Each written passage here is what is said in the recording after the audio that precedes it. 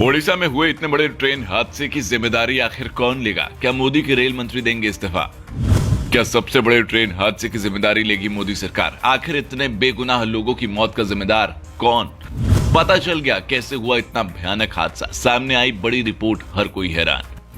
कौन है भारत के वो दो रेल मंत्री जिन्होंने दुर्घटना की नैतिक जिम्मेदारी के चलते दिया था इस्तीफा? क्या मोदी जी भी लेंगे इसकी जिम्मेदारी? दोस्तों, ओडिशा के बालासोर जिले में शुक्रवार शाम को 3 ट्रेनें आपस में टकरा गई और 3 ट्रेनों के टकराने की वजह से 288 यात्रियों की मौत हो गई और इस हादसे में 900 से अधिक यात्री अभी भी घायल बताए जा रहे हैं। यह हादसा इस सदी का सबसे बड़ा रेल हादसा है। एक झटके में 300 से ज्यादा लोगों की मौत हो गई और 900 से ज्यादा लोग अस्पताल पहुंच गए। इनकी मौत ना भूकंप से हुई, ना ही बाढ़ से हुई, बल्कि इसकी मौत सिस्टम की लापरवाही से हुई। ये वही सिस्टम है जिसकी दुहाई मोदी जी हमेशा देते रहते हैं, लेकिन इसके बाद भी अभी तक पीएम मोदी ने कोई जिम्मेदारी नहीं ली है और ना ही रेल मंत्री का इस्तीफा लेने की बात कही है। आखिर इतने निर्दोष लोगों की मौत की जिम्मेदारी कौन लेगा? क्या मोदी जी के रेल मंत्री अश्विनी वैष्णव इस्तीफा देंगे?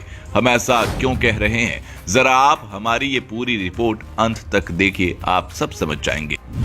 जब रेल मंत्री लाल बहादुर शास्त्री ने दे दिया था अपना इस्तीफा, बात है साल 1956 की, जब नवंबर में तमिलनाडु में अरियालूर ट्रेन दुर्घटना ग्रसित हुई थी। इस हादसे में 142 लोग मारे गए थे। तब उस वक्त दुर्घटना के लिए नैतिक जिम्मेदारी लेते हुए भारत के तीसरे रेल मंत्री लाल बहादुर शास्त्री ने अपने पद से इस्तीफा दे दिया था।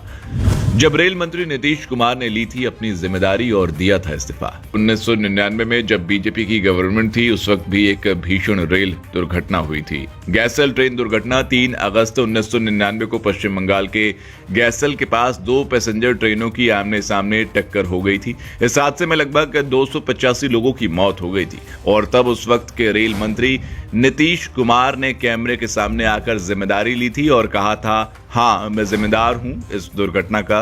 हमारे सिस्टम से गलती हुई है और इन मौतों की नैतिक जिम्मेदारी लेते हुए और इसके बाद उन्होंने तुरंत इस्तीफा दे दिया था। उस वक्त भी सिग्नल एरर था। एक ही पटरी पर 2 ट्रेनें आ गई थी और जिसके बाद आमने सामने की टक्कर हो गई थी। इसलिए नीतीश कुमार ने तब कहा था, इस्तीफा मैं नैतिक आधार पर लेता हूं क्योंकि ये पूरा का पूरा सिग्नल फेलियर नहीं है बल्कि सिस्टम फेलियर भी है, जिसकी वजह से 285 लोगों की मौत हो गई।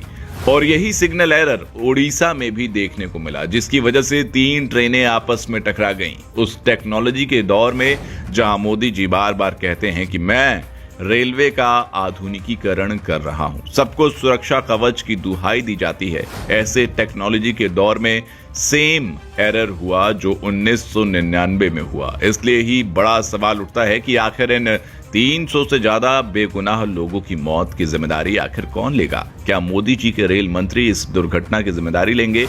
ये बड़ा सवाल है जो अब देश की जनता जानना चाहती है। दोस्तों, अब इस खबर को लेकर आप क्या सोचते हैं? क्या मोदी के रेल मंत्री को इस्तीफा दे देना चाहिए? क्या अश्विनी वैष्णव सच में देंगे इस्तीफा? आप कमेंट बॉक्स में बता सकते हैं। आपके कमेंट की हमें प्रतिक्रिया रहती है।